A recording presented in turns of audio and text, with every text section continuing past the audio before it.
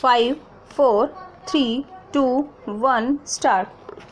The next set of statutory provisions which would be required to be noticed at this stage are those to be found in the Sports Act 2007.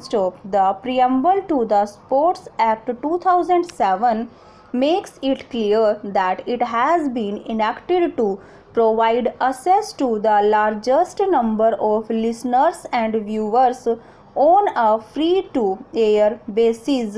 of sporting events of national importance through mandatory sharing of sports broadcasting signals with Prasar Bharati and for matters connected therewith or incidental thereto. Section 3 of the Sports Act 2007 on the scope and width of which provision the core arguments have been advanced so as to enable the court to determine the true scope and purport thereof in the light of the provisions of Section 8 (1) of the Cable Act 1995 stanza.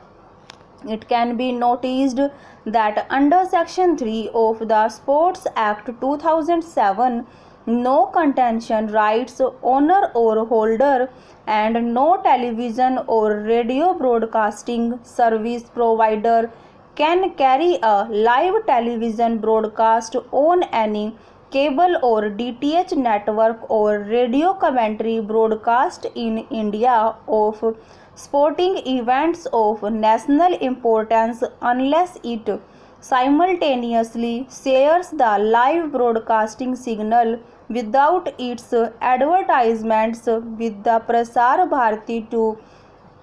enable them to retransmit the same on its terrestrial networks and direct to home networks in such manner and on such terms and conditions as may be specified. On the other hand, Section 8 (1) of the Cable Act 1995 carries a legislative mandate that every cable television operator is required to carry on its network such Doordarshan channels or channels operated by or on behalf of the Parliament as may be notified by the central government in the official gazette. What is the true legal effect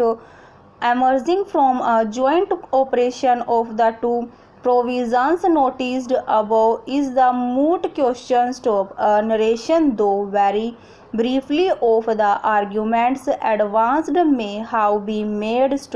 As the High Court in the order under challenge has recorded the submissions advanced on behalf of the rival parties in detail, and as the arguments advanced before us are essential in reiteration, a brief recapitulation of what was argued before us will suffice. The learned Attorney General who has argued the case of the appellant in the main has submitted that the object behind the creation of the Prasar Bharati was to enhance leadership. Stanza. The object of the Prasar Bharati Act 1990, it is argued, is to reach the maximum number of citizens and provide access to news and information to citizens living in the remote villages and hamlets of the country. Similarly, the object behind the enactment of the Sports Act 2007 is to provide access of sporting events of national importance to largest number of listeners and viewers on free-to-air basis. It is in the above light that the provisions of Section 3 of the Sports Act 2007 and Section 8 of the Cable Act 1995 have to be construed.